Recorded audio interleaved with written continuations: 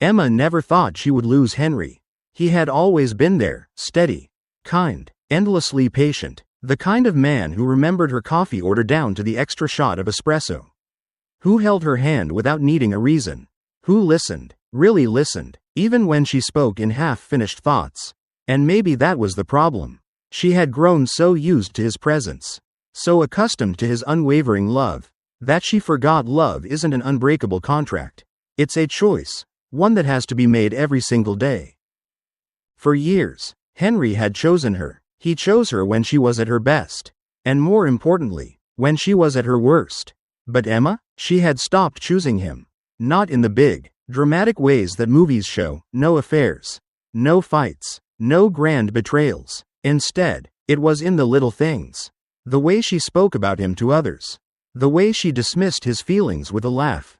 The way she let her love for him turn into expectation rather than appreciation. And by the time she realized it, by the time she understood that even the strongest hearts can break, Henry had already walked away.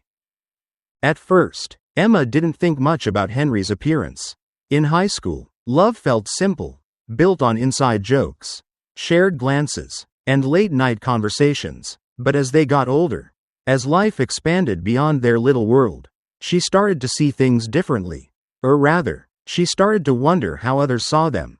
It wasn't that Henry had changed. He was still the same caring, dependable man she had always known, but suddenly, Emma found herself hyper-aware of the way people looked at them. The way her coworkers subtly raised an eyebrow when she mentioned her husband. The way her more image-conscious friends never asked about him, never seemed interested in meeting him. And worst of all, the way she started feeling relieved when they didn't. She told herself it didn't matter. That love wasn't about looks. But deep down, a shallow, ugly insecurity gnawed at her. Henry wasn't the type of man who turned heads. He wasn't tall, chiseled, or the picture-perfect husband she saw on social media. And even though she loved him, she let that insecurity dictate her actions. She avoided bringing him to office events. She hesitated before posting pictures of them together. She convinced herself it was harmless, that Henry didn't mind. But the truth was, every time she distanced herself from him in public, she chipped away at something fragile. She had built her life around an image, and in doing so, she slowly erased the one person who had loved her unconditionally.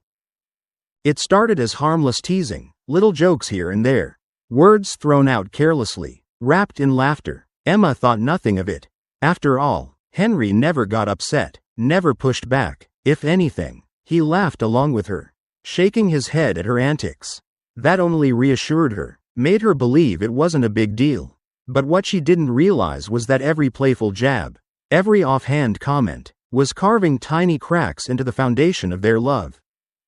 She joked about his posture when he walked into a room. She made sarcastic remarks about how he was lucky to have landed someone like her. When friends talked about their ideal types, she laughed and said, "Well, I clearly didn't marry mine." It was all meant to be funny, lighthearted, and for a while, she convinced herself that Henry was fine with it. He never complained. He never looked hurt, at least. Not in any way that was obvious. But over time, Emma started noticing the small shifts. The way Henry hesitated before taking photos. The way he avoided standing too close to mirrors. The way his once playful responses turned into quiet smiles that never quite reached his eyes. She ignored those signs, brushing them off as nothing. It wasn't until much later, too late, that she realized what she had done. That every laugh she had earned at his expense had cost him something. And by the time she saw it, there was nothing left to fix. The night Emma lost Henry started like any other. A casual pre-party with friends. Drinks flowing, laughter bouncing off the walls. She was in her element, quick with a joke, effortlessly charming, the one who always knew how to keep the conversation light and entertaining. And as usual, Henry was right beside her, quiet but present, sipping his drink while she kept the spotlight. Then, without thinking, she said it, another joke at his expense, another casual remark about his looks, something about how if she kissed him, he'd still be a frog. The room erupted in laughter, encouraging, validating. That familiar rush of amusement from her friends made her grin, until she saw Henry's face. For the first time, he wasn't smiling. He wasn't even pretending to brush it off. Instead, he just stared at her, his expression unreadable, his hands tightening around his glass. The laughter around them faded, the shift in energy so sudden it left Emma breathless. And then, in a voice steady but colder than she'd ever heard, he said, "Shut up." The room went silent. Her friends, the ones who had laughed just seconds ago, now glanced between them awkwardly. And then Henry said something that shattered her world. "If you don't like how I look, then why are you with me?" He didn't wait for an answer. He just stood up and walked out. And for the first time, Emma realized this wasn't a joke anymore. She had finally pushed him too far. Emma sat in the silence of their apartment, staring at the door Henry had walked out of hours ago. The room felt unbearably empty, as if his absence had sucked the air from it. She kept expecting to hear his key in the lock, to see him step inside, shake his head, and tell her they could move past this. But he didn't come back. When morning arrived, she barely slept, eyes swollen from tears she hadn't realized were falling. Then the front door opened, and there he was, calm, distant, unreadable. For the first time, she didn't know how to reach him. She rushed forward, ready to apologize, to explain that it was just a joke, that she didn't mean to hurt him. But before she could even get the words out, Henry walked right past her. No anger, no confrontation, just complete and utter detachment. She tried again, her voice cracking. "Henry, I didn't mean." "I know," he said flatly, grabbing his work bag. "You never do." That hurt more than if he had yelled. The weight of his exhaustion, of every unspoken wound she had inflicted, finally crashed down on her. He wasn't just upset, he was done. As the door shut behind him, Emma felt a hollow ache settle in her chest. She had spent years chipping away at him, and now, there was nothing left, no argument, no fight to fix things. Just silence, and for the first time, she was terrified that silence meant the end. The envelope sat on the kitchen table, its weight far heavier than the paper inside. Emma stared at it, her hands trembling, her mind racing. She knew what it was before she even opened it. Henry didn't need to say the words, his actions had already made it clear. But seeing it, holding it, made it real. Divorce papers. Her breath hitched as she traced her fingers over his signature.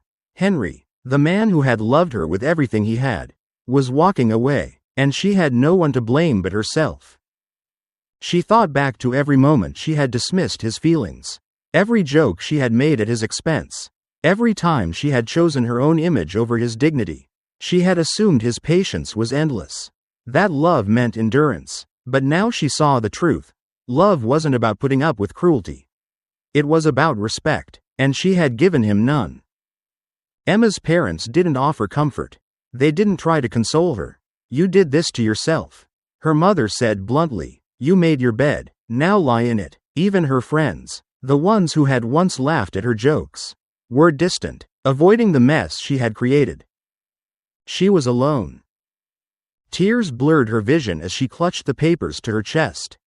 A sinking realization settling in. This wasn't just a rough patch. It wasn't a fight they could fix. Henry was gone, and this time, he wasn't coming back. Emma never knew regret could feel this heavy. It wasn't just the loss of Henry, it was the realization of what she had done to him. She saw it all now, so clearly, like a cruel film playing in her mind on repeat. Every careless joke, every dismissive remark, every moment she had made him feel like less.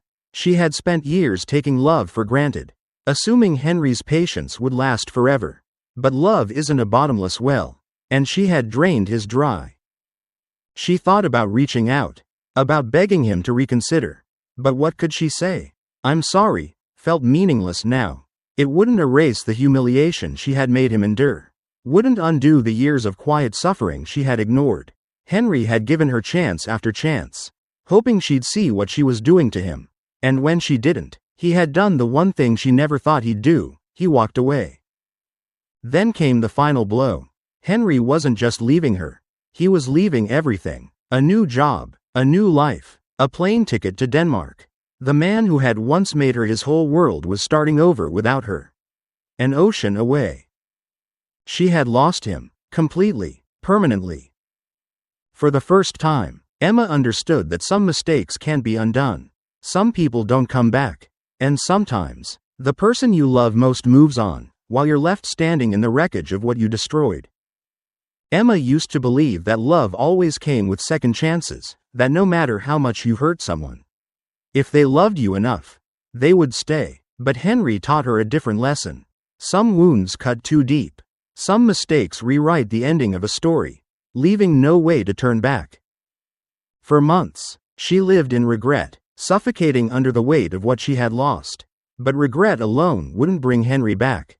And so, for the first time, Emma stopped waiting for a miracle and started working on herself, not to win him back, but because she owed it to herself to be better.